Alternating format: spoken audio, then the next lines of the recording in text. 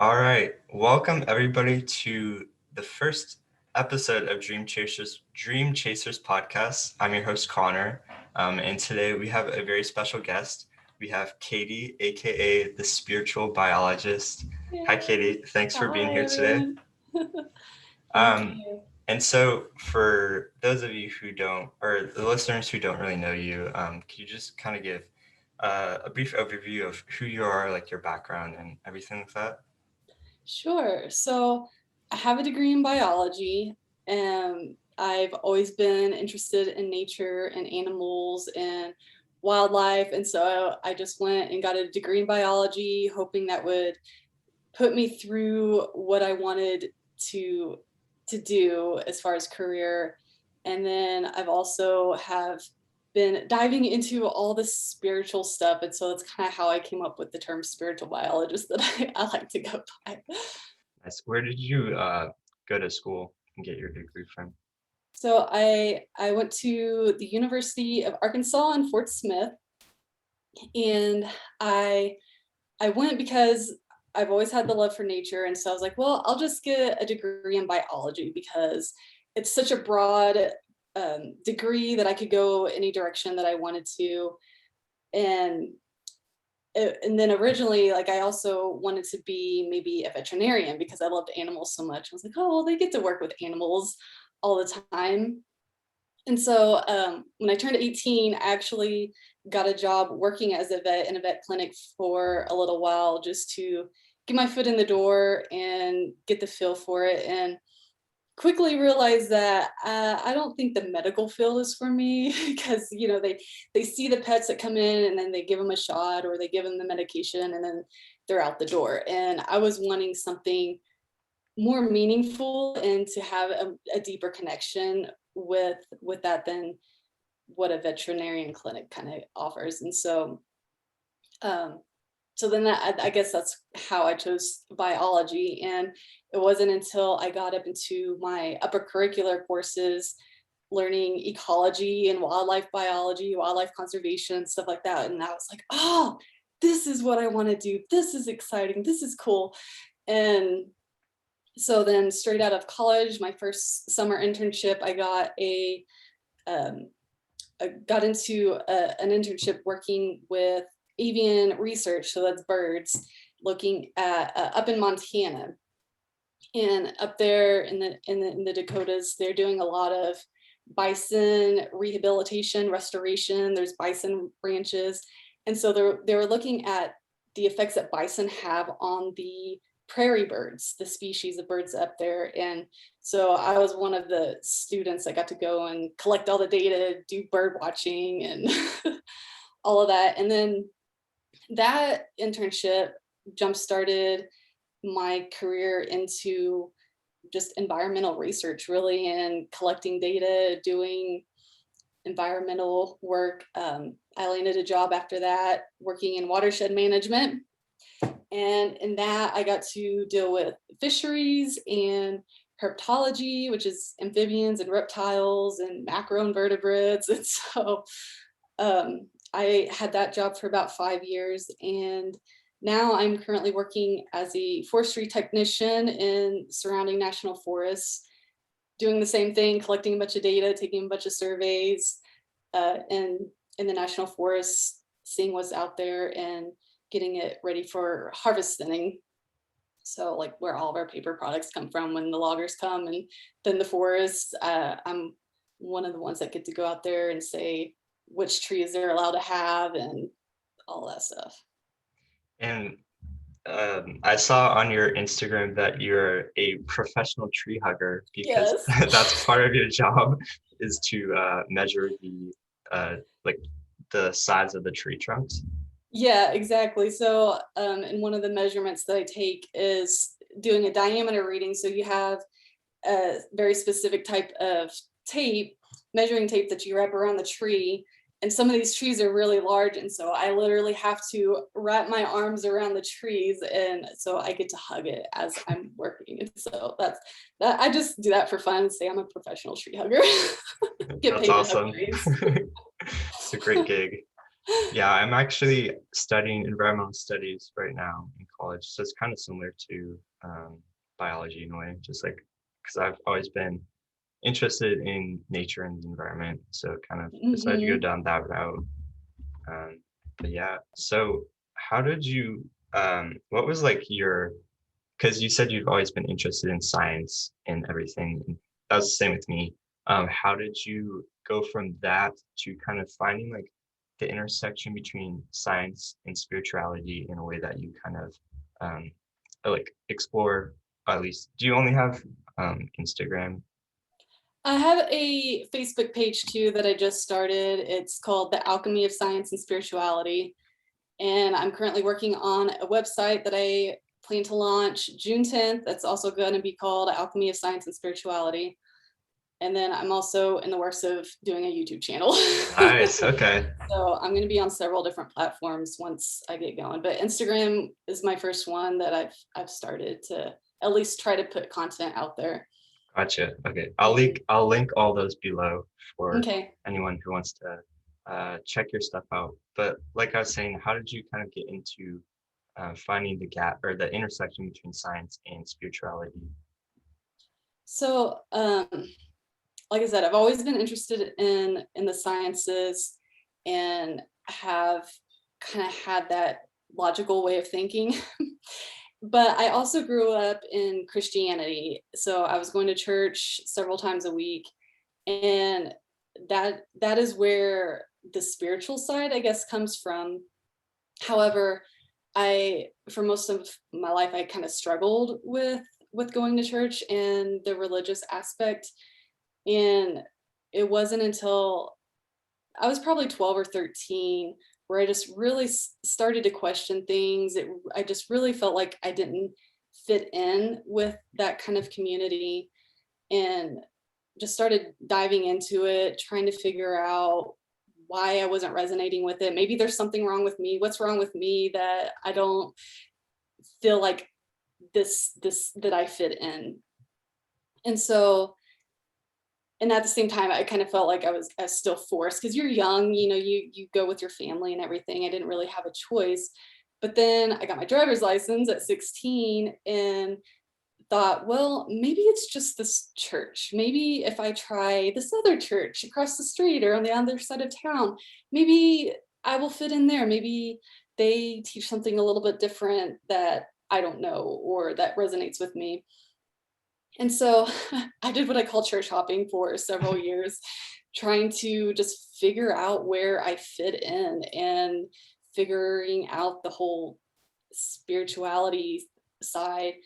And I eventually just kind of gave up after several years and of questioning and realizing that there's so many different denominations just within Christianity. Like I want to say there's 60,000 different types of denominations just within Christianity.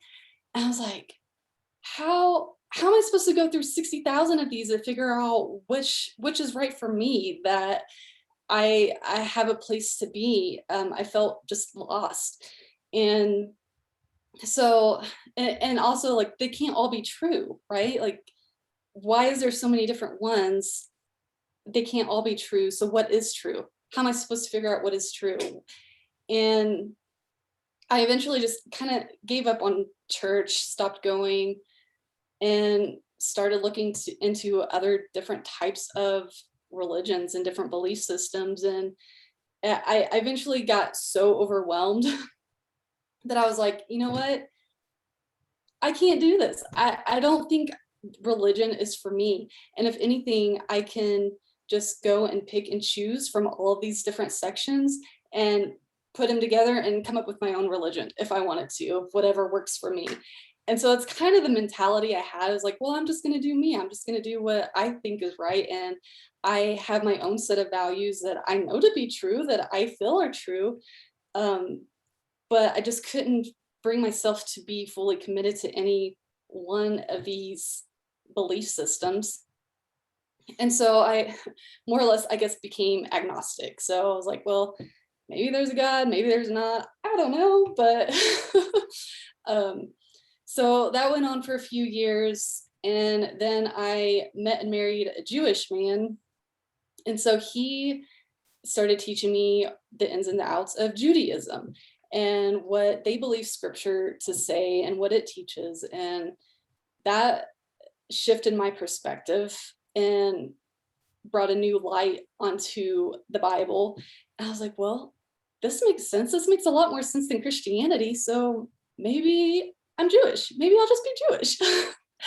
And so I gave that a shot for a few years, learned all of the traditions, the festivals, Hebrew words, what they teach scripture to say.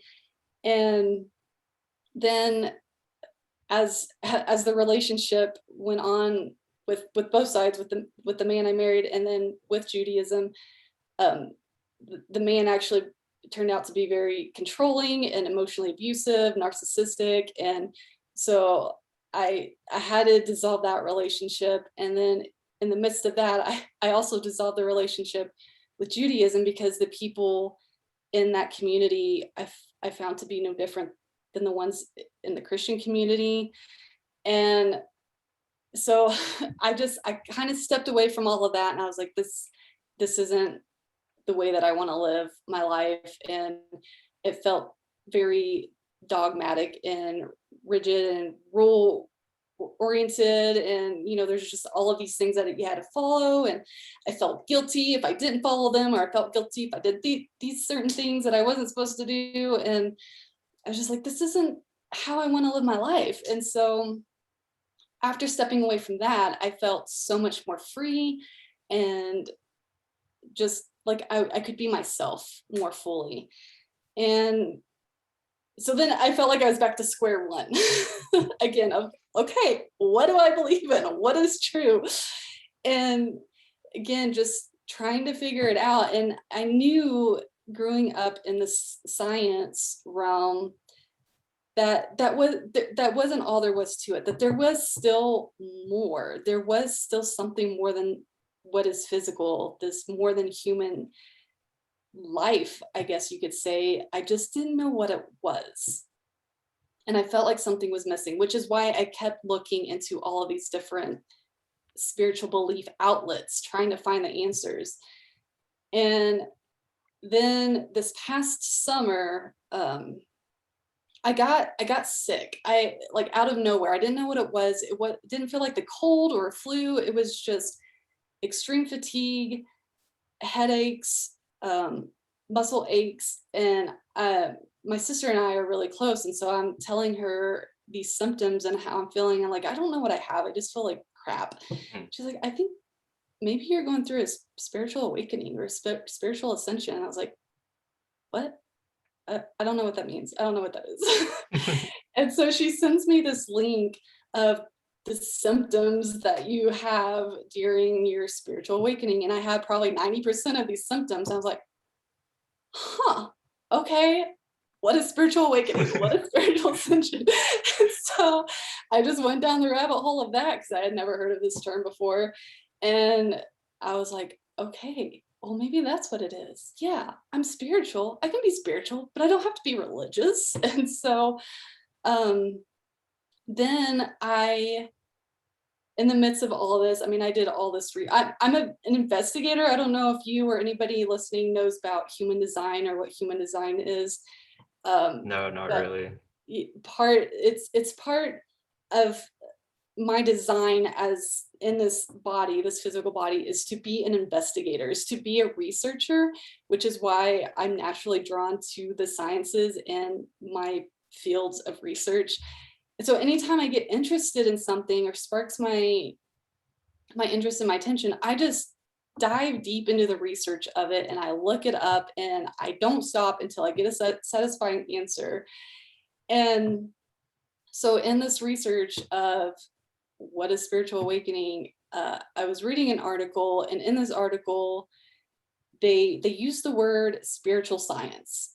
And I stopped right there and I was like, this is a thing? Spiritual science? Like, this is kind of what I've been feeling this whole time, is science and spirituality.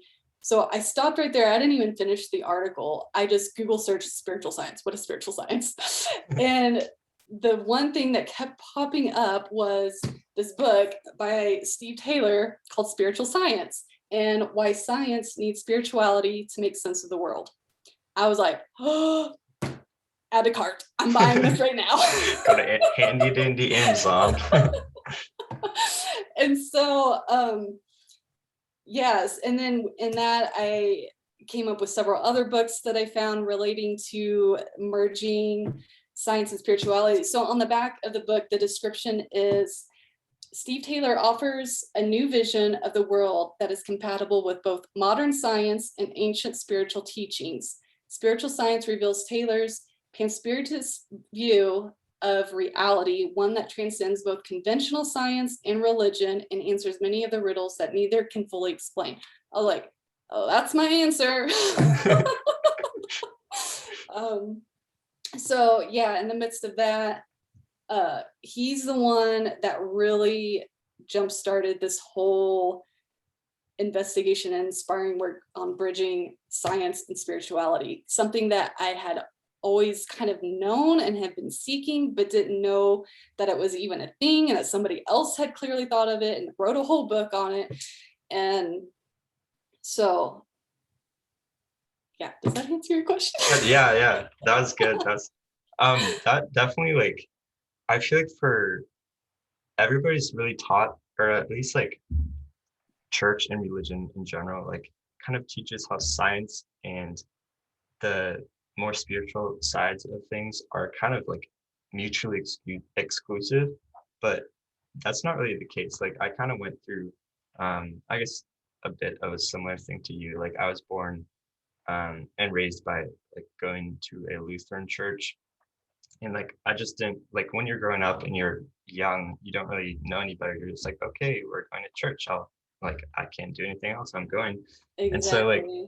until you get to a certain age and start actually kind of forming your own beliefs and opinions and like having this seeing different things from different sides of perspectives and whatnot, like you can't really explore everything else that's out there. Like also what you're saying about there's like just maybe 60,000 Christian denominations like itself, plus like all the other religions. Like how can there be so many different religions and like explore everything, but you're just kind of confined to one that you're born into, like raised Mm-hmm. by it? And like you definitely like it's definitely like a more it's like a journey of yourself kind of exploring what kind of like what you did, taking pieces of different ones, because like we all have, I think we all have like values and morals that maybe come from like the religion we grew up with, but then obviously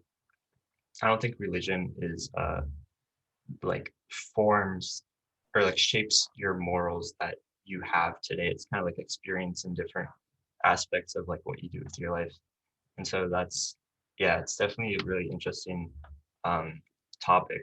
And I'll definitely have to read the book that you just showed because that sounds really interesting. But Yeah. yeah, I was always like kind of the one. Maybe what human design did you say? Investigator. Mm-hmm. Yeah, I'm an investigator. I feel like I'm kind of along those lines because I just have always been the type of person to like want to know how everything works, and that's kind of why I was drawn so much to science. Like I took physics in high school, and I was just like, this is awesome. Like I always knew gravity existed, and I always knew like these things moved, and so it's kind of cool to see how they actually like the I don't know the design behind it and how it actually happens and stuff. But then I also kind of went through I wouldn't say it was like I didn't have like any symptoms like you did. Like I feel like my spiritual awakening quote was more like a collection of different events or things that I saw throughout my life. Like last year especially was kind of the definitive point for me. But like even before that, I was kind of taking pieces of information from different things, being like, oh, this is like why does that happen? This doesn't really make sense. kind of going through that, and then yeah, I guess now I'm here. But yeah, it is definitely an interesting uh like intersection because like I was saying, you're not really taught that science and the more spiritual side of things can go hand in hand. Like evolution, for example, like the Catholic Church, or I don't know how many other religions, but a lot of times they don't believe in evolution because it's science and religion and that's it. Like, but Mhm, that's not the case. So mhm. yeah, it's Yeah, it's like kind of you're only relearning. given two options to believe in the rational scientific side or it's irrational and religion. Like those are the two options you're given, and you have to pick which box to put yourself in when really there's a merging of the two. And it was the same thing with me, like going to church and in college learning about evolution and realizing most people in the science community are atheists. They believe in evolution. And here I'm taught to believe in the creationist theory. And I'm like, okay, well, which one's true then? Mhm. School's teaching me about evolution. Is evolution true? Is Christianity true? Like, or creation true? And so, yeah, it's just this constant battle between the two. And I could see both sides and could kind of see how the two would go together and didn't really understand why they needed to be separated. And yeah. Yeah, yeah, definitely. I definitely agree because like there's so many different aspects of, let's say, religion, science, and then spirituality that kind of are similar in a lot of ways. Like there's a lot of different factors or components of them that kind of would make sense to kind of go hand in hand, I guess. Um, but we're not really taught that. It's just like they're separate and like I don't know why. But so I think a lot of it's kind of just like exploring yourself and kind of better understanding your own beliefs through like experience and different like I don't know, exploration of different perspectives and opinions and everything. Like you can't just box yourself into one specific ideology per se. Hmm. All right. So um, another thing that I wanted to kind of talk about more was we connected on Instagram. And so I really only know of your content that you post on Instagram, but Uh-huh. you post a bit about like all these woo woo, quote, woo woo aspects of like science and spirituality. And so I Hmm. kind of want to dive deeper into like extrasensory perception and Hmm. psychokinesis because you've talked about those quite a bit. Like, how did you did you find those through research or like how did that happen? And Yeah, for anyone who's listening, can you kind of explain what those two are? sure. Um, and it's something that I'm continuing on researching into, and it's from one of the books that I got. So this one is by Dean Radin, Real Magic, Ancient Wisdom, Modern Science. And I think it's funny that he uses the term magic in terms of psychic phenomenon. So his book, he's one of the researchers investigating in psychic phenomenon using scientific approaches. And so most of his book is him talking about his research and the statistics that he's finding behind it. And so that book really got me interested in it. And to kind of go back on talking about science and spirituality and merging the two together, science is all about the physical, what is tangible, what is observable, what we can see, what we can measure. Whereas spirituality is more about the non physical, the more than human, the consciousness. Consciousness is such a, a topic that science they're trying to figure out, but you can't measure it. It's hard to measure it. We don't have a device that observes consciousness, and because it's non-physical.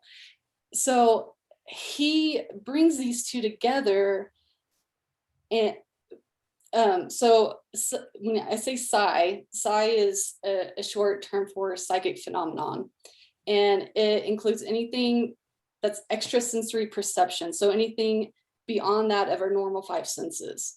And it's information that can be perceived through telepathy, precognition, clairvoyance, psychokinesis, all of these like science fiction, fantasy kind of things that you only see in movies or read about, like, are real.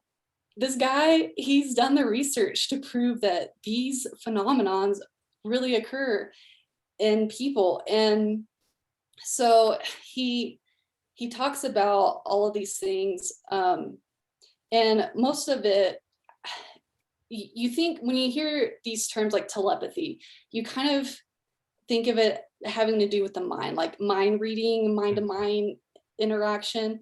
But really, all of these occurrences involve two things. One is your intention, and the second is your attention. So when you focus on something and you set an intention to it, it creates these occurrences, these phenomenons. And we already know through quantum physics that quantum entanglement is real. Like once particles come together and they intertwine, they are always going to be connected, no matter how far apart they are. They can always receive and transfer information across the field. So I think it was 2016, Chinese scientists were able to teleport particles, photons, 160 miles apart. And they saw that the interaction between the two happens simultaneously. And so we know that that happens. So why can that not happen between human and human, or human and animals, this transfer of information? And so that's some of the stuff that he looked on.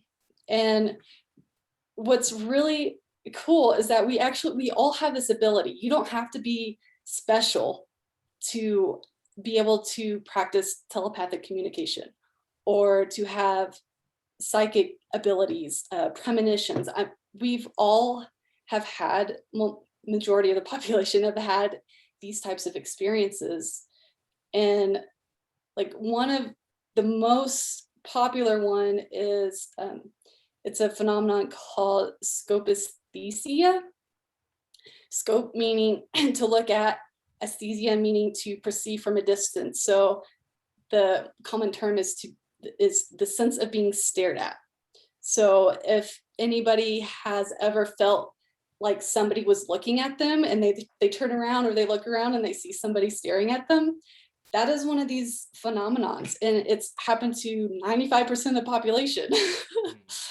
And so it has to do, like, somebody is setting their attention on you and you can feel that, and you can sense it, because we're all made of energy, we all have vibration, and so we can pick up on these types of vibrations. So I found that really interesting, and that even it's so well known that detective work and personal investigators, they know about this. When they are watching somebody or looking into somebody, they know not to just stare at them or set their focus on them, because the person that they're watching is going to be able to sense that. And then, like, telepathy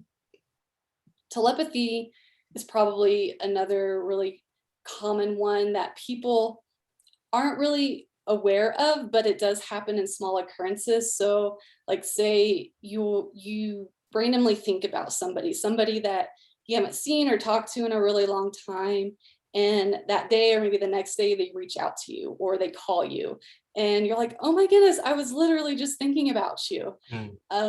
It's called telephone telepathy. It's one of these occurrences that happen. The people that you're thinking about, they can pick up on it, and then they're like, oh, you know what, I haven't talked to so and so in a while, I think I should call him. And so there's this connection that occurs, and it can also be seen, it's been studied in wildlife as well. So if you take wolf packs, it's been shown there's wolf packs up in Canada, where the way that they work, they're very family oriented. And so the majority of the pack, when it's time to go hunt, they'll all leave and they can be up to 20 miles away from the den. And if they have pups, they always designate, there's always a designated babysitter, 1 to 2 babysitters, where a grown wolf will stay with the young pups to watch over them while the rest of the pack goes to hunt. And so they were able to observe and see that if something were to happen to the den, something stressful, the pack that was out hunting that could have been up to 20 miles away could sense it. And there's no way that they would have been able to hear it or smell anything, but they knew something was going on, and they would stop the hunt and they would go back to the den. So I find this super, super interesting, and which has made me look into all of this even more, and to know that the majority of the population has experienced these types of phenomenon, but just shrug it off or play it off. I was like, oh, well, that's coincidental, or that's funny, ha ha. But there's just a deeper underlying connection that's going on. Yeah, exactly. I think that because almost everybody can relate to just having that weird feeling that someone's just like looking at you, staring at you. But like, you don't actually, or like, even me, I've never taken the time to kind of understand like why that is. Like, oh, how is it that I feel that someone's just looking at me? Or with like a lot of people have probably experienced like the telephone telepathy, where like you're just thinking of someone and then they happen to call you or text you like a couple hours later, and like you were saying, like we just shrug it off as like, oh, that must be just some coincidence. But I think most people just don't realize how actually powerful the mind and or like our bodies are. Like we're the most complex and like intricate systems in the universe, I'd say. And like I think that's kind of a disconnect between us and like understanding our full power and potential as human beings. And I think once people start to kind of better understand like what they can do, like their mind, body is like, that's going to change a lot of things in a lot of ways. But like going back to that, did you kind of learn first about it in biology and like wolves, like you're talking about, since you are scientist biologist, or did you start to research like human aspects of it first? Like which one came first? Yeah, both. I came across the research of the animals in my research of psychic phenomenon. And Rupert Sheldrake, he's another one that does a lot of the research, and his main focus is on animals. And he has his several books on that, talking about his research. And one of the books he has is called Dogs That Know When Their Owners Are Coming Home. And I actually participated in one of his webinars a couple weekends ago, and he was showing a time lapse on one of the owner's dogs, where he'd have a camera at the house, and the owner would leave the house and would go do whatever it was, and they would make it to where nobody at the house, including the dog, obviously, knew where she was, what she was doing, when she was going to come back, how she was going to come back. She would come back several different ways, whether it was walking, a different vehicle, a bus, a taxi.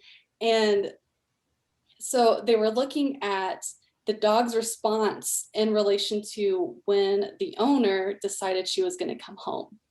And it was sometimes within seconds, sometimes within minutes, the dog would get up from its bed or its sleeping area and go straight to the window or straight to the door to wait for her. And in this time lapse, they're videoing the dog and they're videoing the owner. And as soon as the owner was like, okay, I think I'm going to go home now, I would say within 30 seconds to a minute, the dog would like kind of perk up and go sit by the window.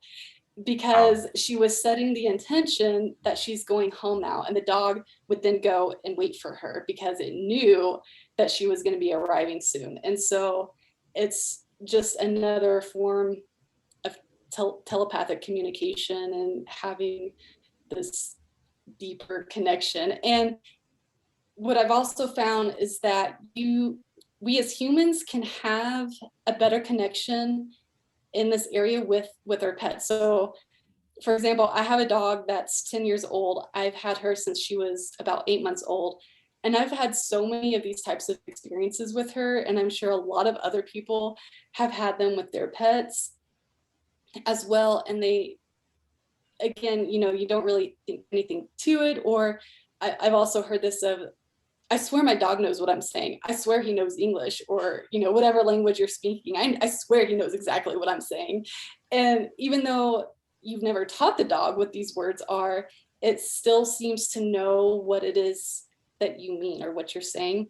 And it goes to that. It's not that he knows the language, it's that he knows your intention. You're setting the intention, and they can pick up on that. Animals are super sensitive to these types of occurrences, and they're just so much more connected. They're so much more in the present than we are. We have so many distractions going on around us, and a lot of times we're not even aware that we have this ability that we can tap into. And so I think the human animal connections occurs a lot more frequently probably than human to humans. That's really interesting. That's what I was gonna say. It's also interesting because a lot of different animals can have they can either see or hear a lot of the frequencies that humans can't, and I wonder if that plays like a part into like having some sense of heightened awareness to like these like knowing that the dog's owner is gonna like come home. Mhm. Do you think like that plays into it, just like having kind of, I don't know how to describe it, but like dogs can hear frequencies that humans can't. Like they're very um like or susceptible to high pitches, and so like Mhm. I wonder if that plays into it at all, just like having these kind of tapping into these different frequencies in Mhm. some aspect. I don't I see, I hear what you're saying, but I don't think that is necessarily the case, because in these types of research and investigations, they made sure to eliminate that as being a reason. They made sure to eliminate the dog. There was no way the dog could hear her. There's no way the dog could smell, or even in the wolf packs. There's no way they could have been able to use their five ordinary senses, which means there's something deeper going on. And um, is what they're finding is that the closer and more intimate the relationship is, the better the communication is. So um, if you have a pet that you're really close with, the connection is a lot stronger. If you have an intimate partner that you've spent a lot of years with, the connection is very well established, versus like you and I, this is kind of the first time we met. We don't really know each other. If we try to have this type of interaction, it's not going to be as um, exact or just a better connection. It takes time to develop the relationship with somebody. And I think it has to do with this type of entanglement with each other's energies. And I think that's more or less the underlying issue of how it can play out. That definitely makes sense. And it's also like a lot of people listening to this are probably like, I mean, we've always been told, or we never learn about like telekinesis or like clairvoyance, for example. Like, oh, that's just sci-fi. That's just a movie. A lot of people probably listening are like, oh, that's just crazy. But it's especially interesting when you put it into the scenario of like nature, how different animals can kind of pick up on it a lot better than humans can. Because I think if it's just humans like saying, oh, let's say us two are telepathic, we're telepathically communicating, like people would be like, oh, that's crazy. But when you have an actual instance like studied scientifically of in nature, this occurring, that puts things into a much bigger perspective, I think. Mm-hmm. Yeah. Let's see. Or even like precognition. So have you ever had, or premonition of just a thought, a vision, a dream of something happening and then it actually happened? Yeah. Then you play it off, you're like, oh well, that was a coincidence. Oh, that's weird. That's crazy, huh? Yeah, I think a lot of people have experienced that. Like they'll have like a very strangely specific, like weird dream, and they're like, oh, why is this, like, that was weird, and then kind of it has a much deeper, like, underlying um meaning to it, kind of like precognition in a sense. Hmm. Yeah, and so they do happen, they do occur. It's just that the way we've been brought up or the way that we've been taught is like, if we were to accept it or talk about it or work with it, then we'd be classified as crazy Yeah. or psycho or something, you know. But it's a naturally occurring ability that happens to the majority of us, whether we realize it or accept it or not. And so I think that's what really sparks my interest is we need to talk about this. We need to discuss this more. We need to get it out there. Yeah. And like, why aren't people talking about it? Why is it being shunned in a sense? Ridiculed, talked about as pseudoscience and woo woo. I think for so long, like, we've just been like, science has been only the physical phenomenon. Like, you can measure, I don't know, how fast a car moves or whatnot, like stuff like that. And so I think because that, people are kind of, even though they're kind of sensing that there's a lot more non-physical aspects, like these like phenomenon that we were just talking about, like, they're kind of scared to, like, come out and be like, oh, there's something more to it, just because, like, for so long we've been taught that science is only like the physical. But Hmm. also another aspect of it is, like, pretty much everybody, I feel like, has had this gut instinct at one point or another in their life. Like, they've just felt like something is, like, they should do something, or something is wrong, and there's like just a gut feeling, and they, like, Right. maybe they follow it, maybe they don't. But I think that gut instinct is kind of, in a sense, how um like our mind and our body kind of like uses these phenomenon as like a way to kind of point you in the right direction, in a sense. And I think there's a lot more underlying to just that gut instinct than just like a strange feeling that we're like, oh, that's nothing. Hmm. Yeah, your intuition. I've always said your intuition is there for a reason. Listen to it. Yeah. And that is something I have really worked on and have really developed because I do believe that. And it's proven to be true for me, but I know that it's true for everybody else. And when you shut it down, when you play it off as, oh, that was a crazy coincidence, but I don't think it's true. I don't think that could happen again. Or, you know, you just close it off or push it aside. You are then shutting down that ability.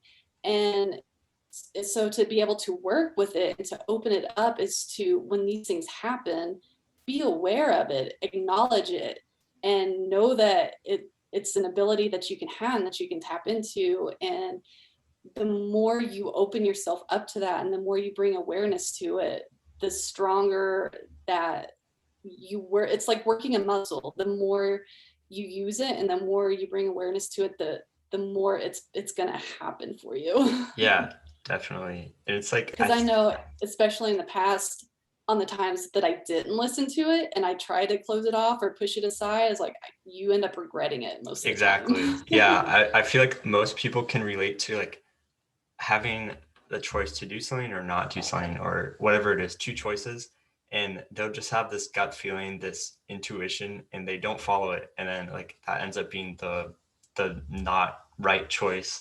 And Mhm. so, yeah, I think more people should listen to your intuition, listen to your gut when you have those feelings come up.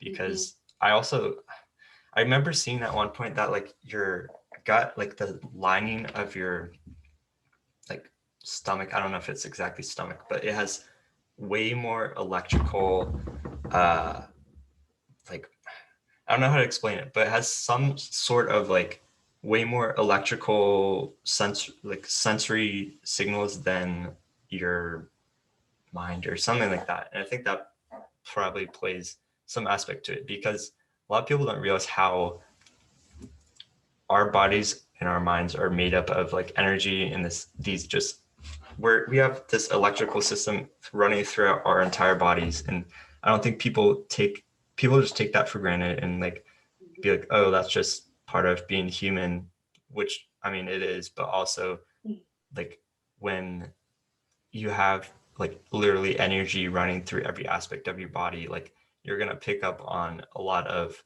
different things. Like energy is made up of, or everything's made up of energy, like nature, just the whole world, universe. And so um when like, yeah, you can, I think the human body can just pick up on a lot more things than like people realize, and they kind of just take for granted. Yeah, yeah, absolutely.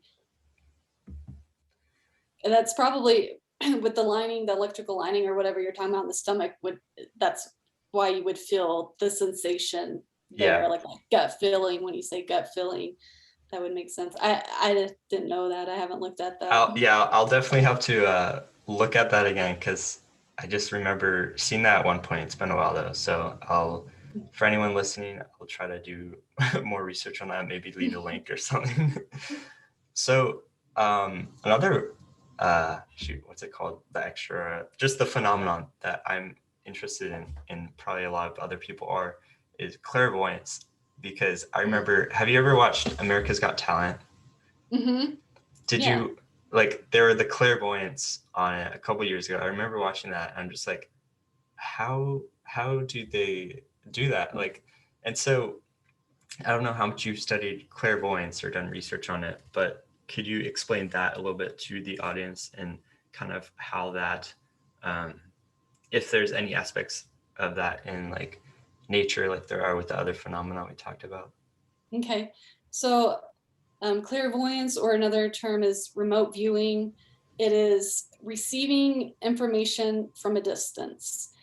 And so, what I found in my research is that the US government is actually using this as part of their intelligent work, and that they were actually funded $20 million to research this and get people in the program to try to, like, um, for an example, say they get somebody and they're trying to visualize a target in like terrorist territory or something. Maybe there's an explosive somewhere, and their only job is to visualize and locate where this target is. And just as a training kind of thing to see how well they do. And I think it was like within 80%, they had an 80% success rate of, they didn't have any information, just locate this target. Where is it? What does it look like? And they were able to locate the location, what it looks like, the type of building. And so I found that to be super interesting. And then also in detective work, where there's an ongoing case that they're having trouble solving, they will either hire a psychic to come in and try to help them out. And a lot of the times these psychic people are able to come in and give them the exact information that they need to solve this case.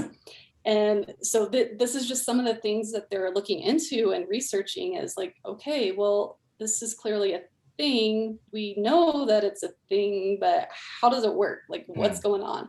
And so that's kind of like the block in the current, like where we are, is we're at the point where we accept it. We know that it happens. We know that it occurs, but we still don't really understand what's going on. And I think until science can really figure that out, then it'll become maybe more aware for the public, or more available kind of thing.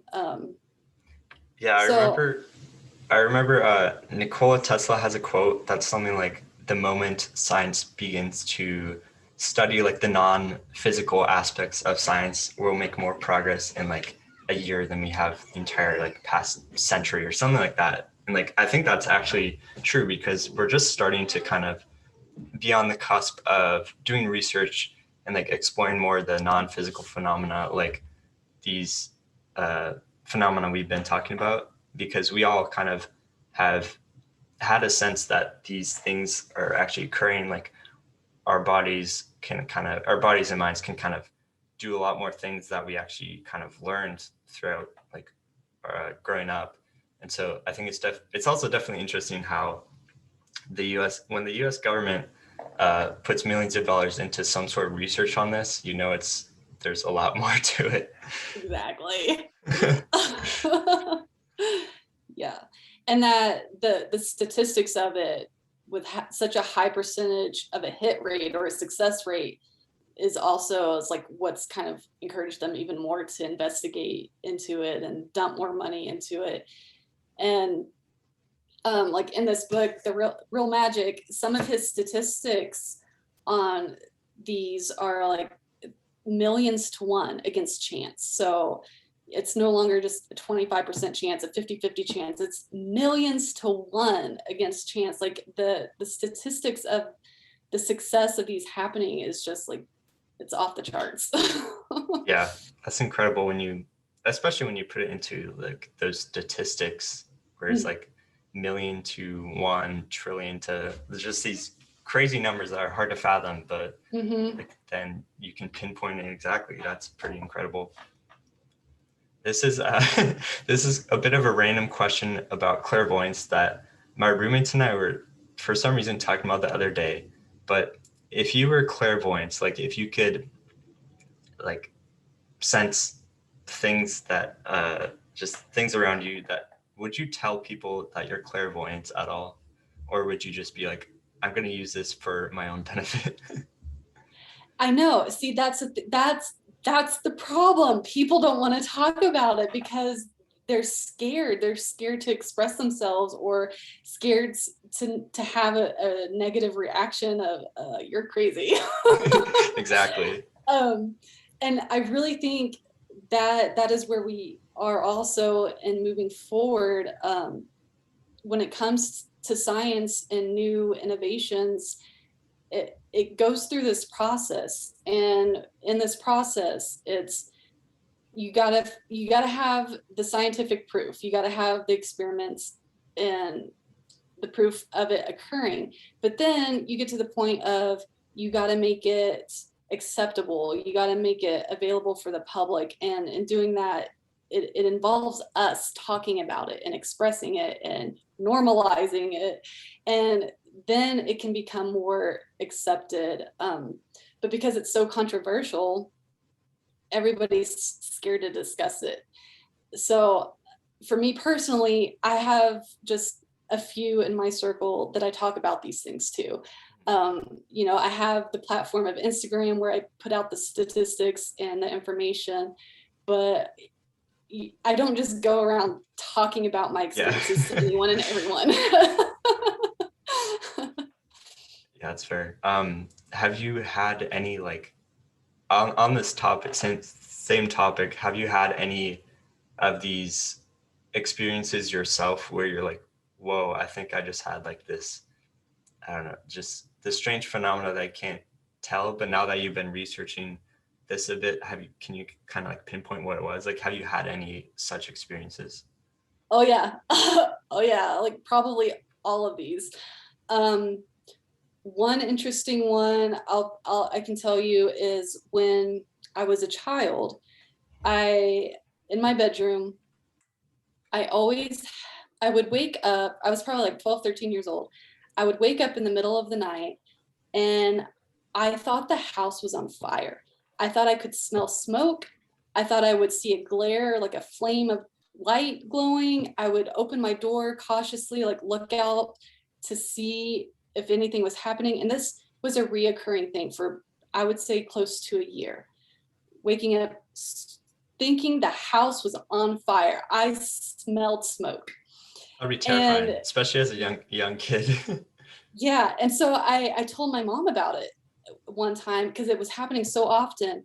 I told her, and she was like, well, it's probably just your hormones. You're a preteen, you're changing, your body's changing. It's just hormonal. Don't worry about it. But then later I found out that there was actually a fire in my bedroom before we had that house. And in my closet, it was in my bedroom closet. It had caught fire. And so like somehow I was picking up on that energy, that past experience that occurred. And when I found that out, I was just like, whoa. Wow. Hmm. Especially from such a young age, because I know, like, I feel like I've heard stories about different, like when you're younger and like a child, they kind of have more of a, in a way, like a heightened sense of awareness. They can kind of pick up on a lot more things. So that's interesting, kind of how um, you had that experience when you were like pretty young still. I have one other story I can share where um, maybe it'll shed some light on people talking about these things or mentioning things, bringing awareness to it. Mhm. When I was in my 20s, I was at a friend's house and I just kind of had this eerie sensation that there was some kind of spiritual entity in the house. I couldn't pinpoint it. I didn't know if it was real or not, but I could just sense it. And as the night went on, there was a big gathering going on. We're all just kind of sitting around chilling, and somebody else just randomly was like, "Hey, dude, is your house haunted?" And immediately I jumped in, and two other people jumped in and were like, "Yeah, I think there's something here. We can feel it. We can sense it." And then my friend, the owner of the house, he's like, "Yeah, I'm pretty sure my house is haunted." Wow. It's, And so it just takes that, like, you're not always going to be the only one who yeah, thinks or sees or feels these things, but if you just get the courage to say something, you're opening up, chances are other people are going to have some story to tell you as well. yeah, exactly. That's really interesting how multiple people like thought the same thing too. It's Hmm. just, I think it's a lot easier to kind of talk about these things and like like you said, have the courage to come forward about them once like there's more people, because we all kind of like at times we all kind of feel that something's off or something doesn't seem right, whatever it may be. Like I feel like more people than we realize have those sort of feelings. It's just the having the like taking the courage to step forward and say something about it, Hmm. because then that kind of starts the conversation more about Hmm. it. Yeah, exactly. Wow. Okay. So how do you, okay, I guess one final question. But since you are still a biologist and like in the scientific field, how do you kind of during your day-to-day job, like with all this spiritual knowledge and then all this science knowledge that you use in your job, do they kind of like, I guess what I'm asking is like, does your job kind of ever get tiring in a sense that you know all these spiritual things that like there's more to a lot of different science than we've been taught? Or do you kind of like, do you ever use your spiritual knowledge during your biology job? I see.